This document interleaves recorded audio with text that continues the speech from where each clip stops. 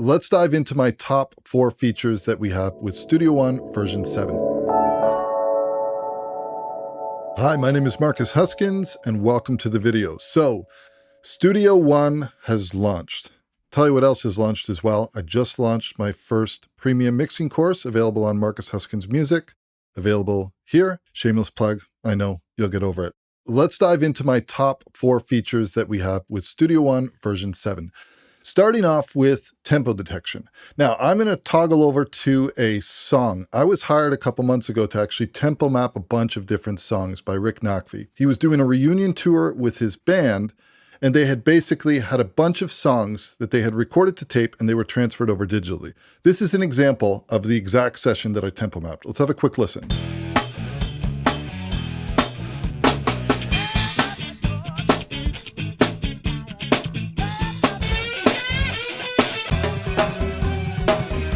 So you can see over here all of this manual tempo detection. So what I'm going to do is let's hop over to the exact same session and let's see what StudioOne's automatic tempo detection can do. First thing I'm going to do, these are some good pointers if you're ever doing tempo detection. We want to kill all the tempo information from all of the files over here. So now if I select any one of these, you'll see that we have not set for the tempo. The other thing that I want to do is let's open up the inspector quickly, and I'm going to select every single one of these tracks, and we're going to change the tempo mode to don't follow. This is very important, and when you multi-select all those individual tracks, the same is going to apply for all of them. Okay, so this is a good starting point for us to do our tempo detection from. Now, I am going to be honest here. There are going to be a lot of different videos of people talking about this feature. They are going to pull in a loop that's performed free time, or they are going to make a MIDI loop that had different timing variations, and then they are going to do a tempo detection to show this feature. I'm not going to do that. The reason I'm not going to do that is because anytime that I need tempo detection in a DAW, I usually have a session like this. Now, a case could be made that you have performed something free time, either piano or guitar, and you want to do a tempo detection on that. In those cases, any other video that you watch is probably going to make sense. Mine is going to be a little bit more advanced. Or I should say we're going to go a little bit deeper into the weeds with this, and we're going to see how well this really does. And spoiler alert, it actually does an amazing job. So what I'm going to do is I'm going to do something to help this out. The very first thing that I'll say about this and tempo detection in general is it really helps if you know what the downbeat is. I'm going to use the kick track as the downbeat. We'll select everything, and I'm going to just put a little split over here. Now, all of these beginning sections over here, I'm going to basically highlight all of them, and we are going to get rid of them. Now, I'm going to circle back to something a little bit later on in the video, and that is basically the fact that we have a pickup on this. It doesn't start right at bar 1. There's a pickup of something that happens beforehand. We will talk about how I'm going to tackle this a little bit later, but for now, let's just slide all of these audio events back to the very beginning so that when it starts, we're exactly on a downbeat. Okay, so now this is the approach that I take when I'm doing manual tempo detection. And regardless of what workflow you want to use, I would advise at least trying this because it can make it very easy. If we solo things that give us the actual tempo, or we can kind of make things simple by soloing things like kick, snare, and bass, for example, I can count along to that. 1, 2, 3, 4. 1, 2, 3, 4. Now, in addition to that, we also have some other elements over here. I'm going to temporarily, let's take both of the electric guitars that are left, and let's pan these both left. And let's take both of the electric guitars that are right, and let's pan these both right. Okay, so now what we're going to listen to is these elements over here. And I promise you, there is a point to this. Let's bring in the bass. This is all you need to do the tempo detection across the whole song. We can get the tempo from this. In fact, I would say that having too much information can make it harder. So what I'm going to do is let's hold the shift modifier and we're going to select these new tracks. Notice this brand new updated look we have when we have an event selected. It used to be aqua blue. It's now nice and bright and white, and I love it. Let's highlight across all of these events over here. This is all we need for our tempo detection. I'm going to right click and I'm going to choose the option to mix down selection. Now, the first thing I'm going to do with our mixdown, also notice that another feature with StudioOne Pro 7 is that if you have waveforms that are stereo, if they're in a very small vertical height, that they show up as one consolidated waveform until you kind of make it a little bit larger. That's useful as well, because sometimes things were getting lost. First thing I'm going to do for this mix down, let's kill the actual tempo detection. Okay, now from here, it's actually very, very easy. I'm going to open up my tempo track. And what I'm going to do is I'm going to right click this. There's two different ways you can do it. One would be to go to, first of all, detect the tempo, and then simply drag the audio event to the tempo track. Another easy way to do that, though, that does two steps in one, is extract the tempo track. Now check this out. You know, let this do its thing. It has automatically done a tempo detection. Okay. Now all of the other events over here, these are still set to don't follow. And this one over here, now notice that this actually says map. If you do a tempo detection on an audio file, like an acoustic guitar or a piano or anything like that, and you do it in this way, it will automatically have the tempo map embedded into it. This is a good thing, because that means if you have something that's free time and you wanted to make it a static BPM, it will follow. And we'll circle back to that in the very end for the last step of this workflow. But let's take a listen. We have everything needed. Let's see how it did.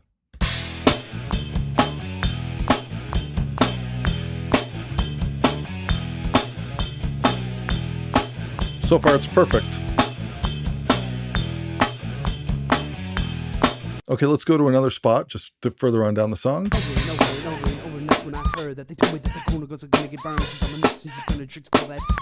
Okay, let's temporarily go to my other one that I manually tempo detected.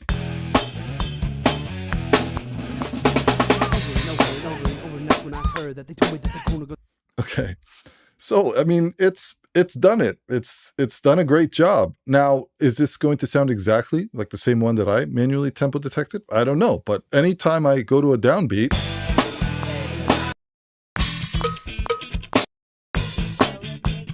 it's perfect. So that is incredible to me.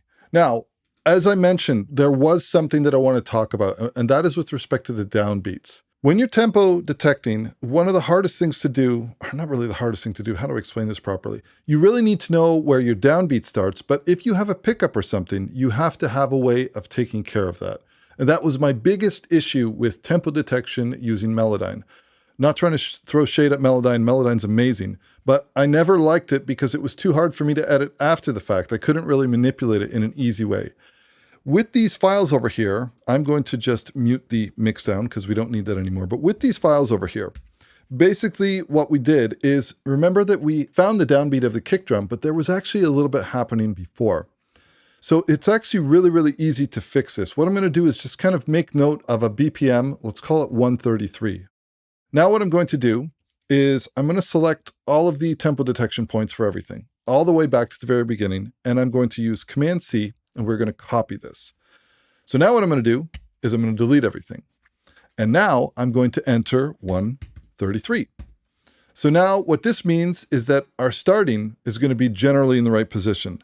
Now, if I select all of the audio events like this, and let's zoom in a little bit. If I scoot these over now to bar 3, and then I pull this back, that should mean that anything that was a precursor to the pickup is going to be in time. Now, in order to get our tempo detection back, all that manual information that was automatically detected, all I have to do is right click over here and I'm going to paste this. So now what we have is we should have a perfect pickup that is perfectly in line, because the thing to take note of is that in the actual tempo detection, it automatically places a sync point on the downbeat. And I haven't found an easy way that I could get it to do what I'm doing now, but it is very easy if you just shift everything to bar 1 and move it all the way back. So let's take a listen now.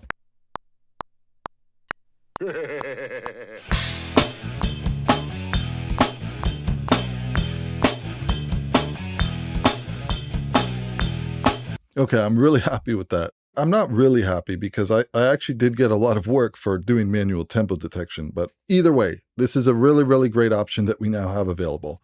The next thing that we are going to take a look at is, let's take a look at the global transpose option. Okay, got some UAD plugins that are not available, no worries. This is really cool because basically what happens in this case is when we had the chord track introduced, if you did a chord detection on your audio events and you had a chord track and you highlighted the chord track, you could kind of move things up or down and you could kind of do what I'm doing now, but it was a bit of a workaround and it definitely wasn't as smooth or I guess, as streamlined as it is now. Take note in the bottom section over here, we have a transpose option. Now this transpose option, this makes it really, really easy for us to take our whole entire track and just transpose it. So if I start off here, let's say I wanted to move this up. Let's go 2 steps up. Okay, we're hearing something weird happening with the percussion. For now, let us mute the impact kit. Let's mute everything over here. Now let's go down.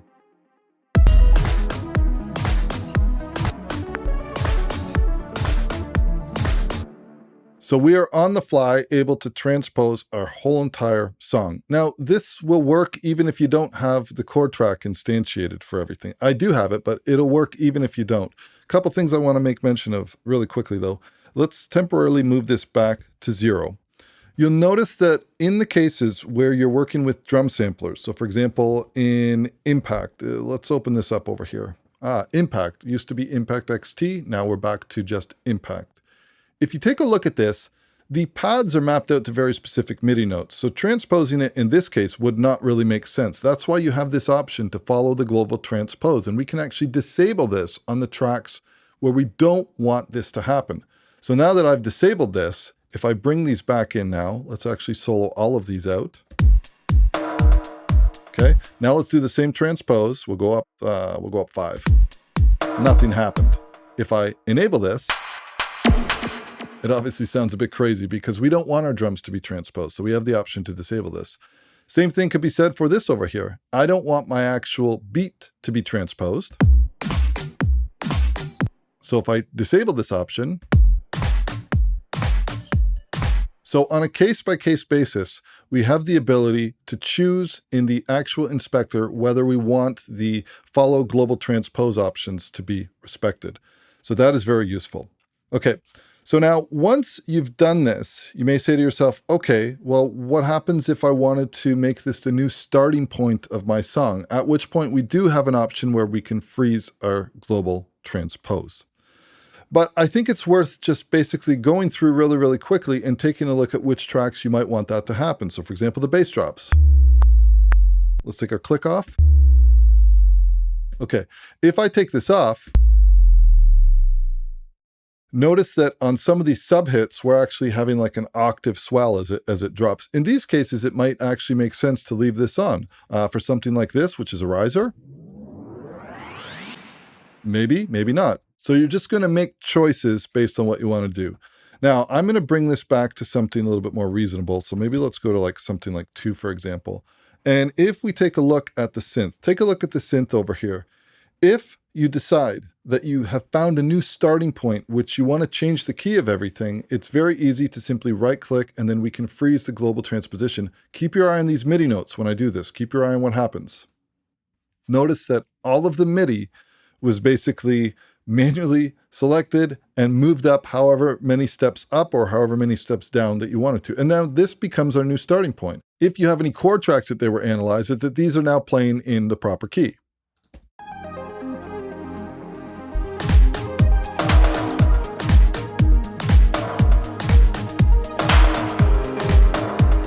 And then we can, of course, move this on the fly.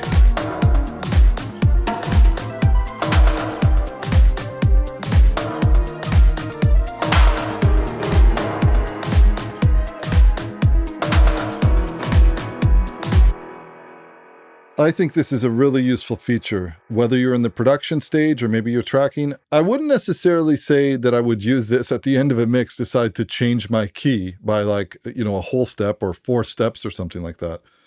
But it's definitely, if you're working on production and you have a song and you're trying it out with different vocalists, or you're in a tracking session and you've written something and then you have a vocalist that comes over to top line and they're like, oh man, that is like 1 semitone out of my top range or 1 semitone too low or too high. It would be very easy while you're in the middle of a production session, time is money, be very easy to just dial up this transpose to fix that issue. Okay. So global transpose, super useful feature, amazing. I'm really happy to see this in, and I will tell you that I will use this for sure. Next up, let's take a look at the splice integration. Okay, this is a big one. This is actually pretty massively huge. One of the things when you're working with a DAW and you're going to an external place looking for samples, there's a disconnect that happens. No matter if you're listening through the same set of outs and you're trying to do it in a way that is as seamless as possible, there's a huge disconnect that happens. We now have in the browser, we have a Splice tab. And basically you link this with your Splice account. I think it works right out of the gate. It works with a basic set of samples, but if you have a Splice account, you would go ahead and link this. There's some instructions on how to do that. And then you have the ability to do some pretty amazing stuff. So if I take a look at this track, we're going to use the same track as an example.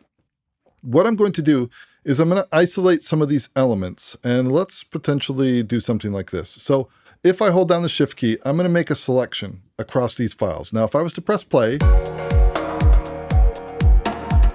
this song has a vibe, this song has a key, this song has a tempo, BPM, all of the above. What I can do is if I open up the browser and we go to the Splice tab right over here, I can basically take this selection, click, hold, and drag it. I'm going to drop it into the search with sound. This is going to render a file.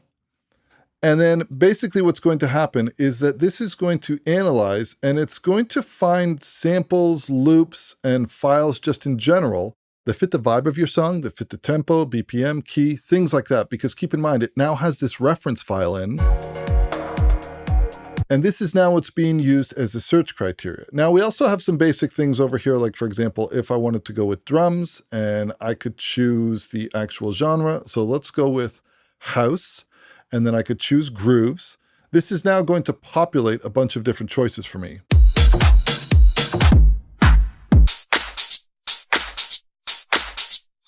Now, with this being in the browser, of course, we have the ability to play this in context. I'm going to temporarily mute my instrumental. This was just a song that I scratched together a long time ago, and I thought to myself, I definitely want to make sure I replace this beat because it's got this little melodic thing happening in the background, but I had this in here as a placeholder. So for example, or we could go to anything. We could also do these on the fly.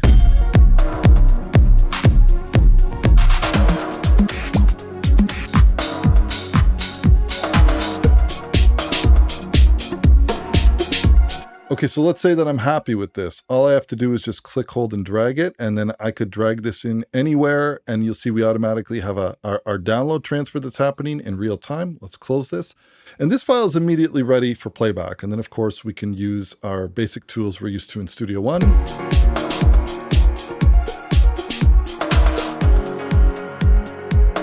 Another thing, honorable mention, something worth noting. Now, if we click at the bottom of an audio event, we have the ability to loop this out. So this is super useful if you just wanted to kind of loop something out. But one thing to keep in mind is that these are seen as kind of the exact same shared copy. So if you make any changes to one with something like a clip gain or something like that, if you make a change to one, you're making a change to the other. But this is a very useful tool, just being able to loop this out. So that's quickly laying in a drum. Now let's say I want to go back into the browser and maybe I want to search for something different. So we can clear these different areas out. Oh, also worth mentioning, something I should have mentioned is that if we take a look over here, we also have the option to go to, for example, halftime, which can be useful, and double time. Okay.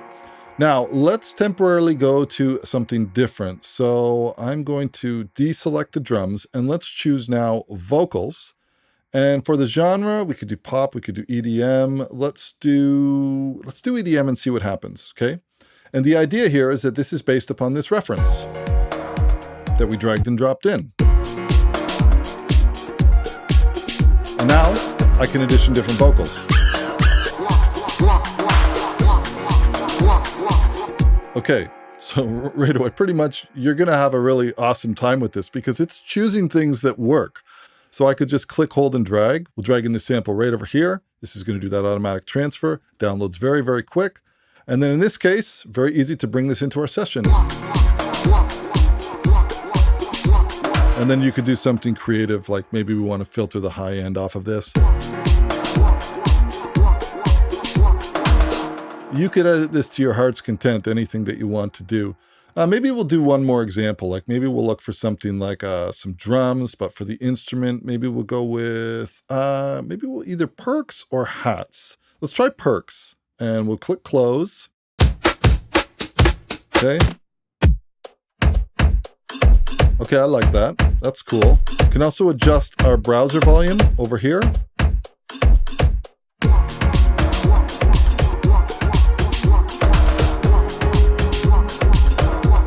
Okay, there's a little bit of a rub there, but it's not too bad. So again, click, hold, and drag, and I'm just going to drag this in right over here. This is automatically going to download in the background. And then if we take a look at this, bring this down.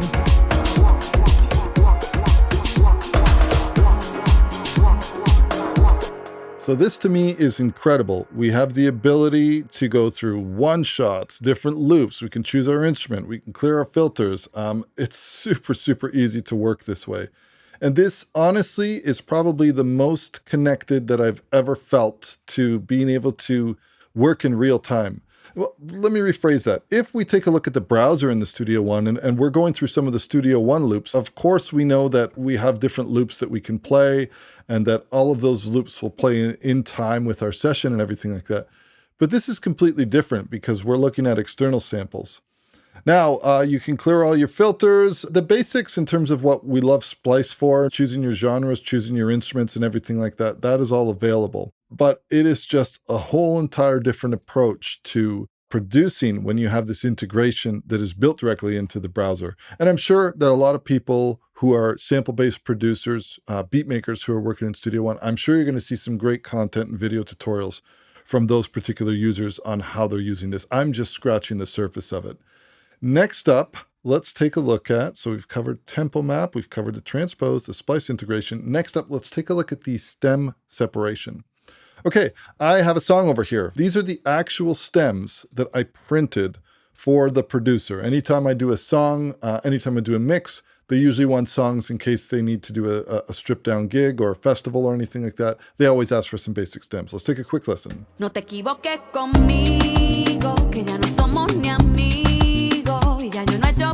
Okay, this particular track, if you're interested, it's by a Toronto-based Dominican artist. Her name is Analia. I'll make sure I leave a link in an info card above or the description below if you'd like to check this out. I mixed this one in Dolby Atmos, so it's available in spatial audio. You can also find it on Spotify and all the other streaming services. If we take a listen to these stems, that's what they sound like. Now, what I've done is I have basically created a mixdown. So if we listen to this mixdown, no te equivoques conmigo, que ya no somos... Now, if I play the mixdown against the actual stems and I flip the phase, we get nothing. They are the exact same. So the idea with the stem separation tool is that this is something that can be used if you only have a stereo mix of something. We're kind of working backwards because I have the stems, but I can't really think of any other way to explain this. So now, if you select the audio event, we right-click, we choose the audio option. Third option up, we have the option to separate stems. You will also find this in the main audio menu over here, separate stems. So let's choose the option to separate stems. By default, even if you only want the drums, I think it's worth just having these all selected because we only have vocals, drums, bass, and other. Now, there could be a lot of different instrumentation, and I'm not sure how those get split up, so we're going to choose the option to do all of them. I'm going to click OK, and we're going to let this do its thing, and I'm going to catch up with you in a moment. Okay, so this has just completed. You can see that it's automatically muted the mixdown file. Now, if we take a look over here, it has created a folder by itself, and we have within that folder, we have all of our individual elements. So we can actually take a listen to the individual elements here, and let's take a listen to see how it did. Let's go to the chorus. Cuando pregunten por mí, no digas que no conocimos, porque tú no eras real. Okay, let's go to the drums. It's pretty amazing, right? Considering how dense this mix was.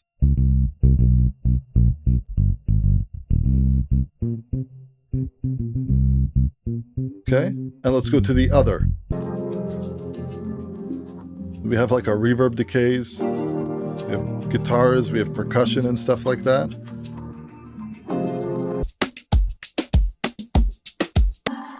So the idea here is that let's say you needed to have something, let's say you had a track and you wanted to have it playing, but you needed to temporarily remove the vocals. You could just remove the vocals.